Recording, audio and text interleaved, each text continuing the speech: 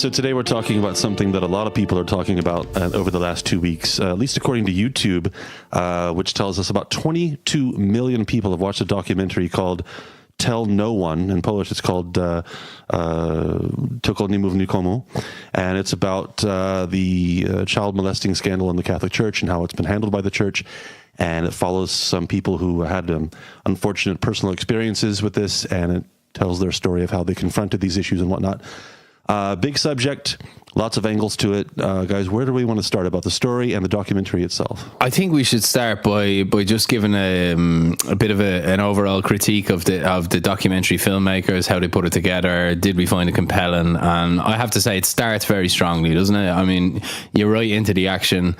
There's no long preamble. There's no people sitting around. Yeah, there's a woman going to confront the priest that sexually abused her about 30 some years ago. Yeah, I was expecting somebody to be shuffling papers and working up the courage for the first 10, 15 minutes, but you're straight into the action. You're told by this lady that she was abused by a priest when she was a 7-year-old girl, and they gave access with a hidden camera straight away. But just to pull back before we start talking about that, I liked the documentary. I thought for such difficult subject matter, obviously I wasn't looking forward to watching this. I mean, we'll get to the Irish scandals in a bit, but I had a feeling I'd have heard a lot of these songs before, and it was eerily similar to what came out in what we call the Ryan Report. But I mean, I thought it was a very well made documentary. The characters were compelling, the action flowed. I liked the way that they did a good sense of place in the documentary. A lot of good simple exterior shots just to show you where you are. Some clever use of talking heads, a good mixture of talking heads. They weren't afraid to provide historical context, and I really particularly enjoyed the fact that they were willing to go after some of the sacred cows, the solidarity priests, widen it out and really show just how endemic and deeply this stuff runs in Polish society. I thought it was an extremely powerful piece of filmmaking. I really did, although I couldn't say I enjoyed it.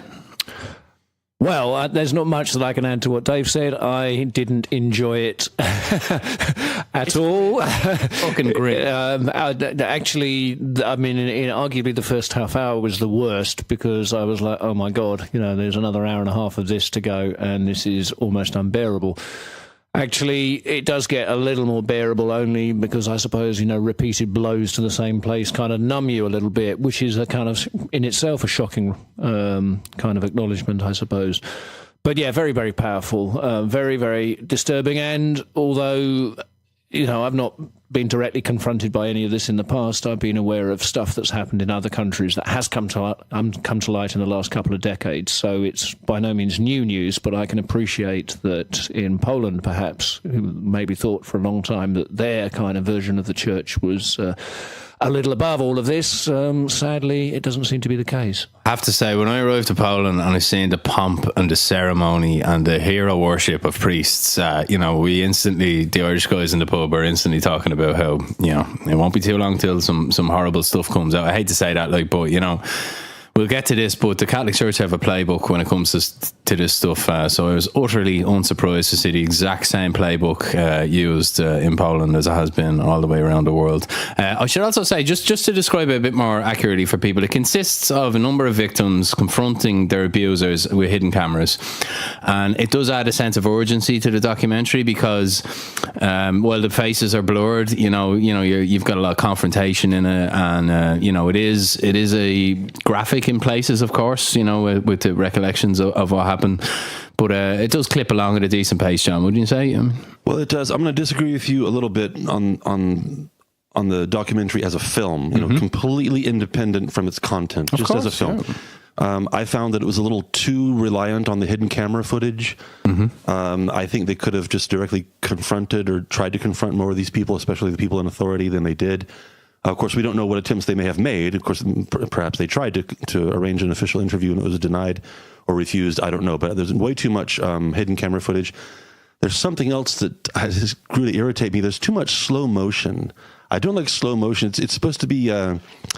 it's supposed to have some kind of artistic touch to it to show us the beauty of something. And they use slow motion for ordinary, boring things like people walking down a street. I found that a bit irritating. And a bit of the organization, especially after about the halfway point, it seemed to be a little bit chaotic, jumping back and forth between context and circumstances, and I think it was about 30 minutes too long. It really loses steam at the end, in my opinion, and could have been a bit shorter than it. I think it clocks in just over 2 hours, which is I found a little bit too long. They may be grasping around for an ending, like the whole thing of confronting the cardinal, etc. at the end in Krakow. I can see your critique a little bit. In fairness, I was expecting it to be even grimmer. And I was expecting it to be nearly all hidden camera footage. So weirdly, I was kind of pleasantly surprised by the amount of talking heads and context and historical analysis that you mentioned at the end, and I know we're jumping all over the place here, but that's okay. Well, you mentioned at the end here in Krakow, because most of the film was set in and around Kielce, and quite a bit is set here in Krakow. And the final scene, so to speak, is two guys trying to contact and speak with Cardinal Dziwisz, who lives on Kanownicza Street, just in the shadow of the castle, of course. And they approach the building where he lives, or I guess where he has his office. They ring the domophone. There's no answer. So they leave and come back later, and we know it's quite a bit later because it's dark when they come back. They ring the domophone again. A woman answers it, presumably maybe a nun, I suppose. They say, is Cardinal Dziwisz here? She says no. He's out of town, I think she says.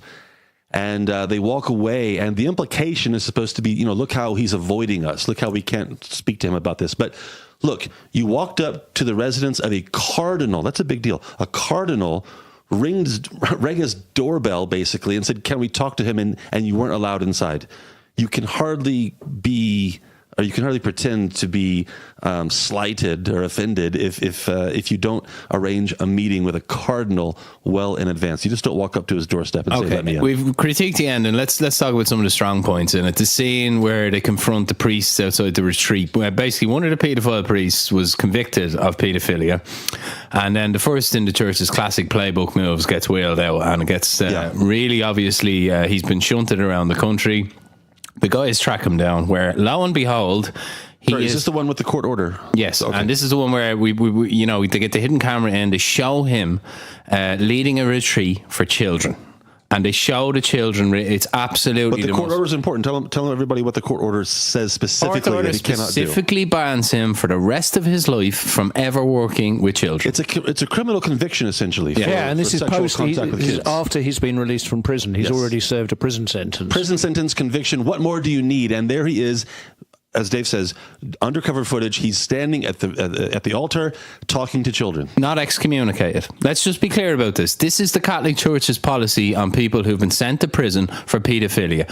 Come back, all ye, into the flock, and we shall hide you amongst the sheep. Indefensible. It is absolutely unbelievable. And the scene in the movie where they confront the priests in the car park with the order. Now, that's the real shame you can't see these guys' faces because, they do seem totally shocked, a couple of them. They speak to, I'm sorry, I don't know the proper term for the head priest, so to speak. Who claims it's his personal residence, so it doesn't count. I think in Polish it's called the proboszcz. So the provost, is that a thing? Anyway, he's the priest that's kind of in charge, so to speak. Sorry, I don't know the proper name. Gets very angry, curses a lot, and which is they weird confront him and say, look, yeah. Did you know he has this conviction, he has this order to stay away from children, and we just filmed him recently. To which this priest responds, Kurwa, you must hate the church. Yeah, he very aggressively, sarcastically, he mocks them, and he just disappears inside, doesn't he? He just walks away. It's outrageous. I mean, that was the bit of the documentary that really I thought was a very powerful look. He was kind of saying these children are my nephews and nieces, and it was.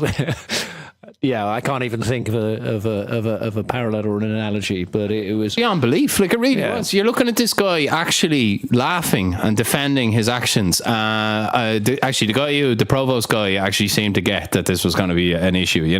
He was just wanted to get rid of the guy as quickly. Yeah, as there possible. are some things in the documentary and some of the people that appear.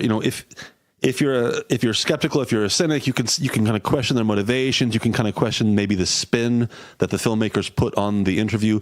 But there are things in there, like what we just described, that there is no gray area at all.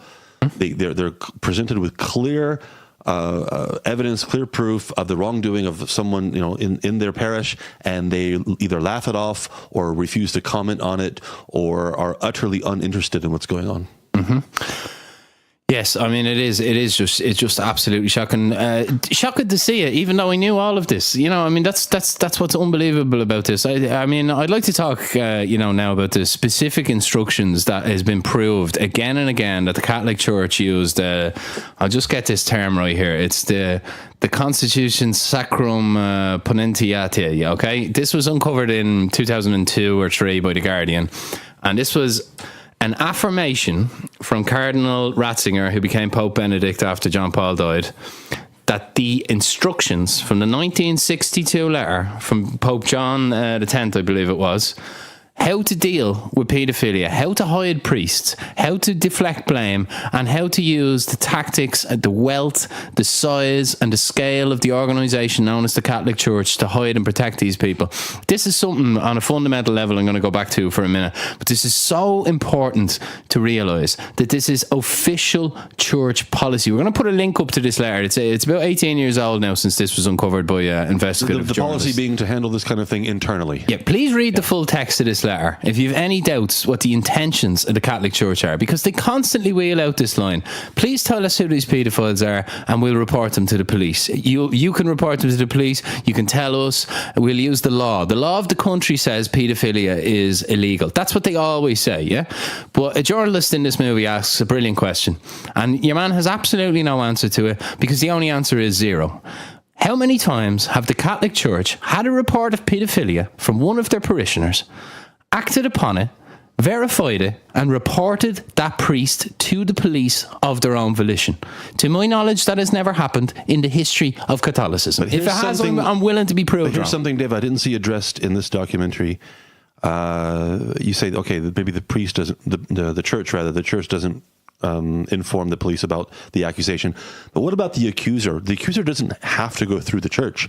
The accuser can walk straight into the police station as well. Quite often they do. What do we know about situations where the accuser goes straight to the police and says, this is what happened, and here's the name of the person that did it, and then how the police handle it after that? I refuse to believe that the police bury the accusation just because it's the church. Well, how does the church respond when the police come knocking on the door? Well, look at the guy we've already discussed, sent to prison for 2.5 years for paedophilia. And where do we find him in the documentary a few years later? In the church. In the church, John. That answers your question. I mean, that is the attitude. Well, no, it doesn't answer the question exactly, because it's fair to ask, give them the benefit of the doubt. It's fair to ask if the local parish where he was employed, again, I don't know the proper term, where he was conducting services, did they know about this? If he walks in and says, I'm a priest, I've been out of the priesthood for some time because of certain reasons that I don't want to go in, 2 years to be exact, and I'm interested in becoming an active priest again. I don't know what the process looks like for verifying someone's background, for verifying their possible criminal background.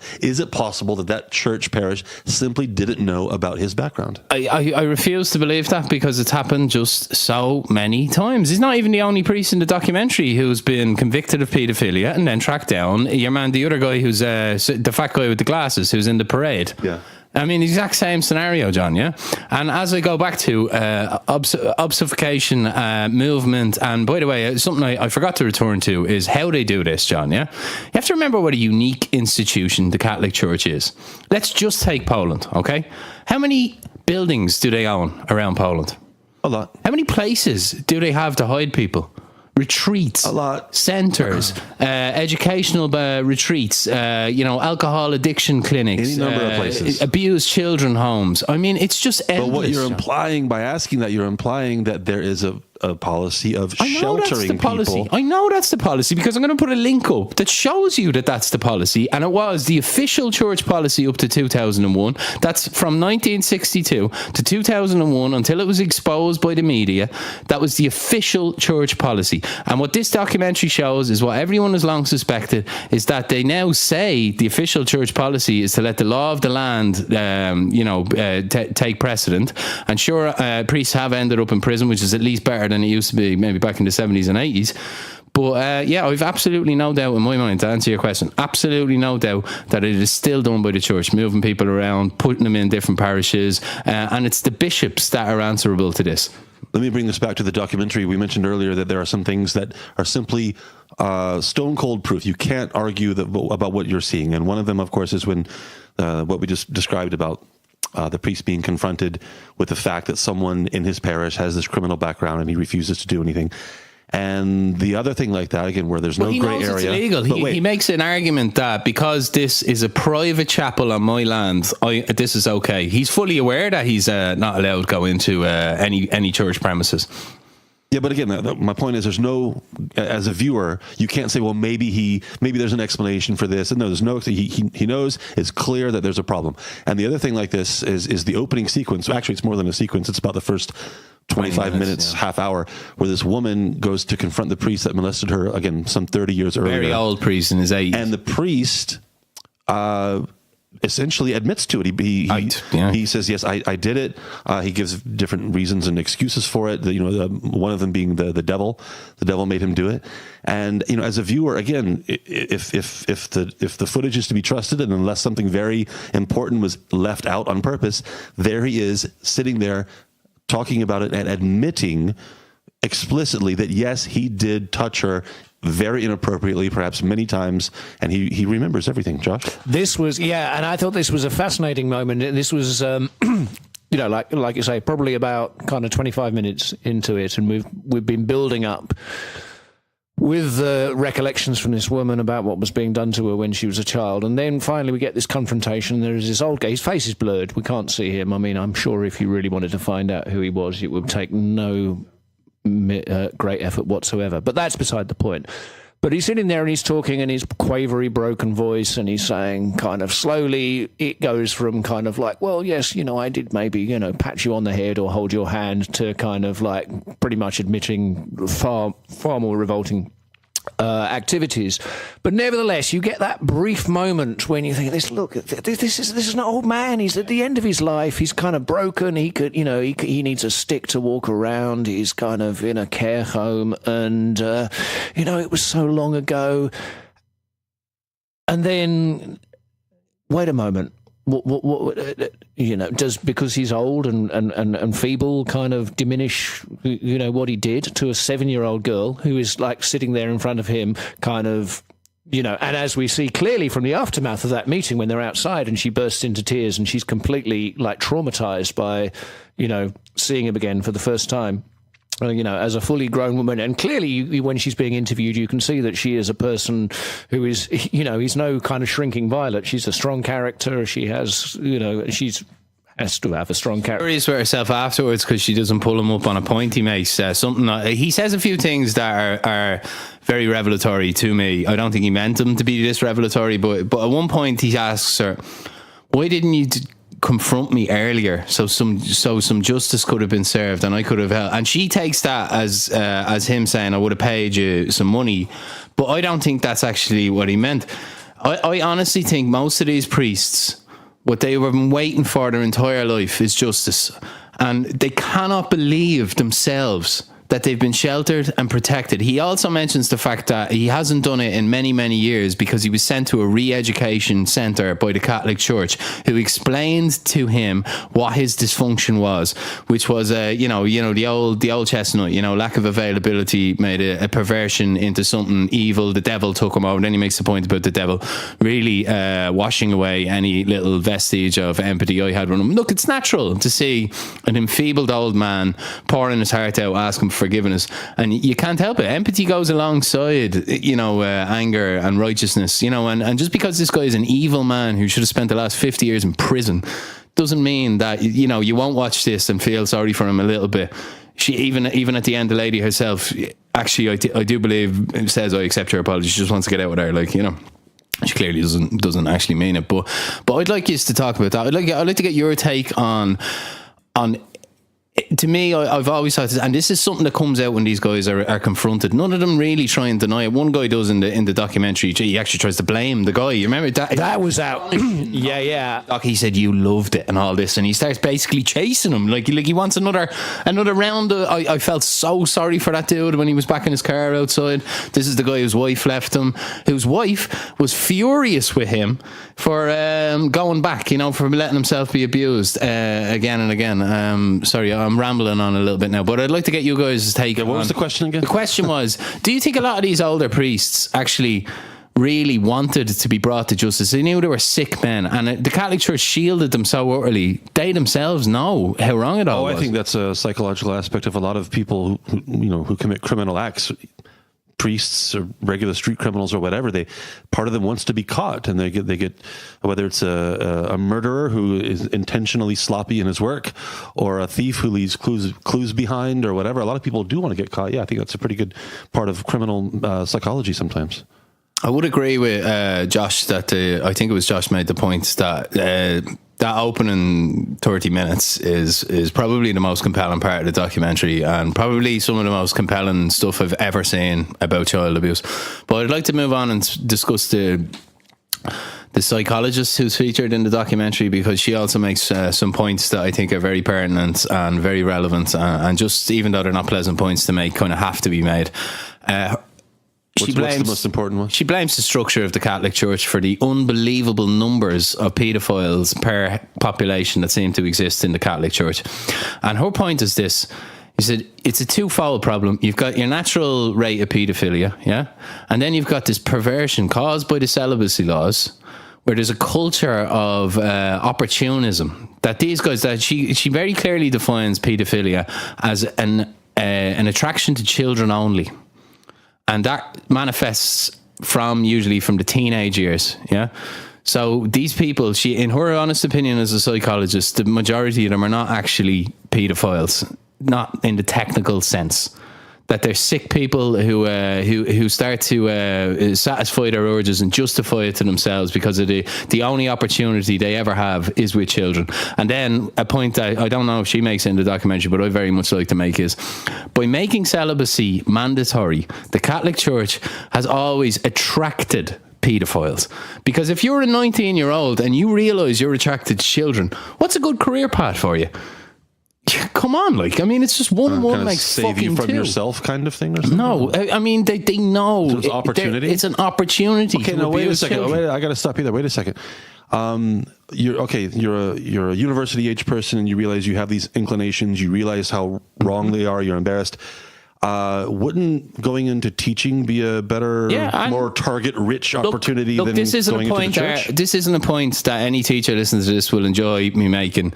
But unfortunately... No, we're talking about difficult things here, of course. Just to say, I agree with you. Unfortunately, teachers and young children, the reason they're vetted so much, John, is because there is a higher rate of paedophilia in children's teaching. And the priests aren't vetted. And not only this, right? You could solve this with one stroke of the pen, and everyone's known this for fucking centuries, yes? Make the vow of celibacy non-time limited and voluntary. Okay, if you want to be celibate for 2 years to commune with God, absolutely great. Go ahead. Let the valves build up as much as you want.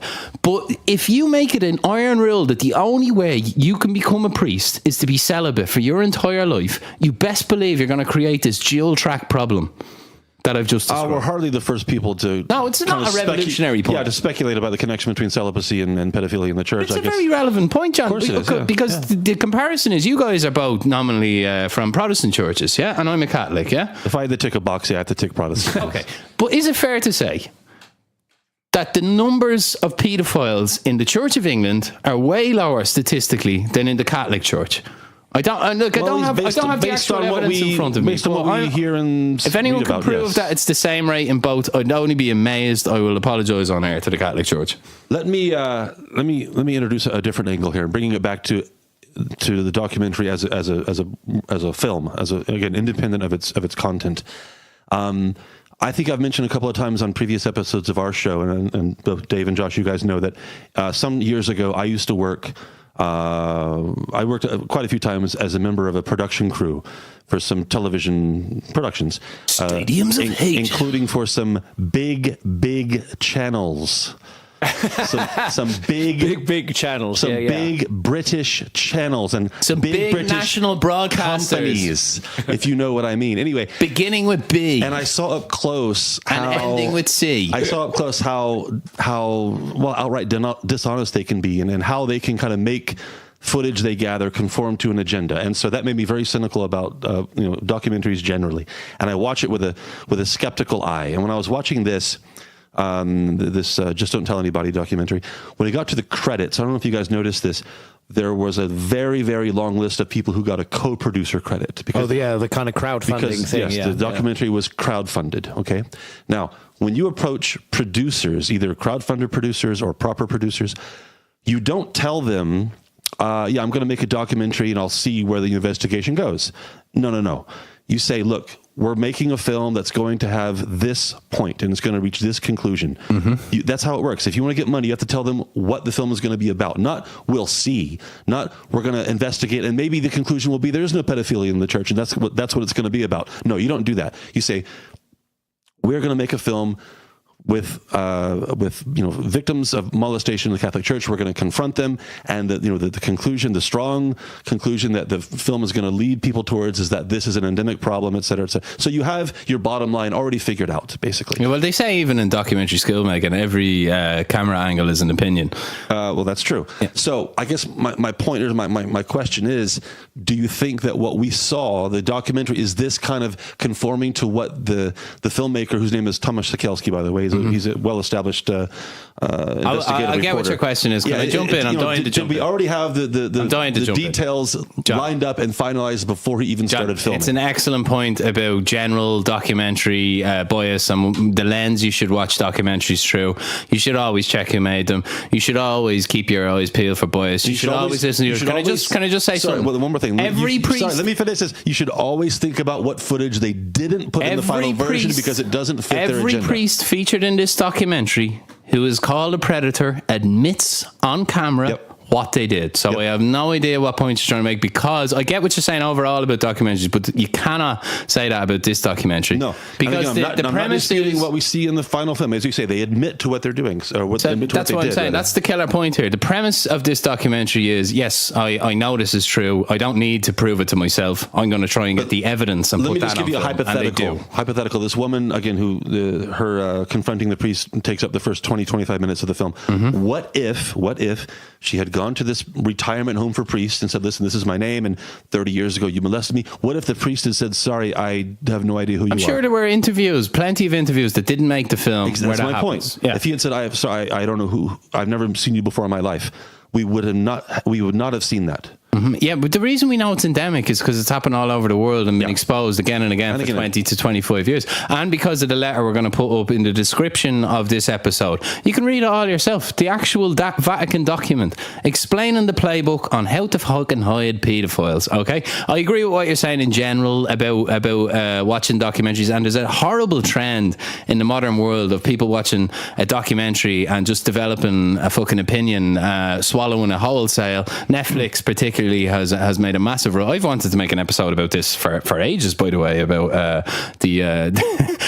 the poorness of the modern documentary as opposed to the more evidence-based balanced one. But I think it's a slightly different topic. I get what you're saying, but I think this documentary clears that hurdle so easily it's barely worth discussing. Okay, I'm just going to quickly throw this in as a counterpoint, just because it kind of pertains more to this latter part of the discussion. But of course, if you've been following news in the UK, there has recently been a case about a guy who for a long time was sheltered behind a pseudonym, who came up over the course of several years with very, very, very strong and outrageous allegations against senior figures in British government of paedophile behaviour.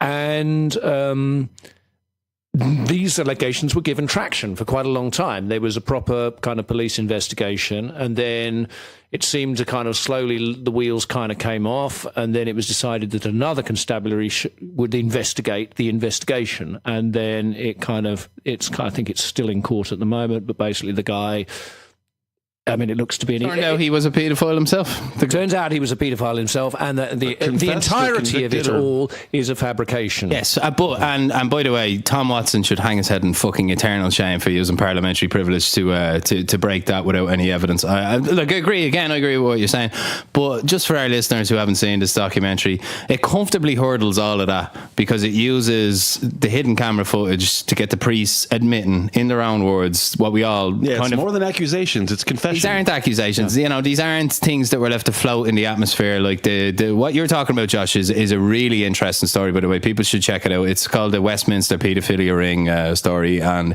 it's disgraceful how far it was allowed to go. How many lives it was? How many dead people's reputation were allowed to be traduced over those accusations? I don't have. Yeah, and even actually people who were in the process of dying, having their last days basically. And look, that came off the back of Operation U-Tree and a general kind of atmosphere of,